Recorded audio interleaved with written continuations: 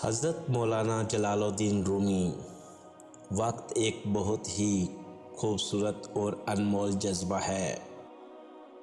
انسان کو غذائے جسمانی چھوڑ کر غذائے روحانی کا عادی بننا چاہیے۔ دنیا دار لوگ چونکہ جسمانی غذا کے عاشق ہوتے ہیں، وہ روح کی غذا کو نہیں سمجھتے۔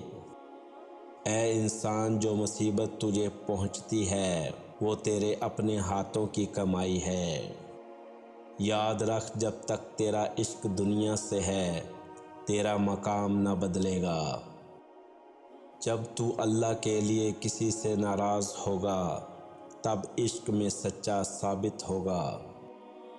وصال میں جان دے دینا فراق کی زندگی سے بہتر ہے۔ دل خدا کا عرش ہے تو چونکہ سچا رونے سے عرش متاثر ہوتا ہے، لہٰذا عقل اور دل جو کہ دونوں عرشی ہیں وہ بھی اس سے متاثر ہوتے ہیں۔ انسان اپنے کچھ ہونے کے وہم میں سینکڑوں مصیبتوں میں پھنسا ہے۔ انسان کا نفس بھی فرعون ہے، اس کا پیٹ بھرا تو یہ سرکش ہوا۔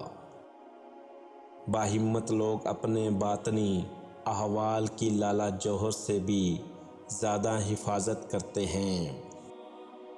دنیا کے مصائب برداشت کرنا آسان ہیں کیونکہ اس زندگی کے ساتھ ختم ہو جائیں گے، لیکن اگر اللہ سے دوری ہے تو اس کے مصائب دمائی ہیں۔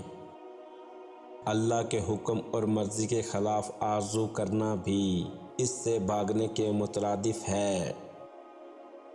موت خزاں کی طرح ہے اور تو ایک پتا ہے جس نے خزاں میں ضرور جھڑنا ہے۔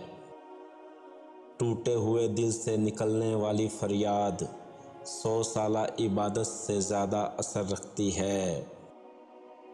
دل کا بار بار ٹوٹنا اس بات کی نشانی ہے اللہ تعالیٰ آپ کو قریب کرنا چاہتا ہے، بس دعاؤں کا سلسلہ نہ روکیں۔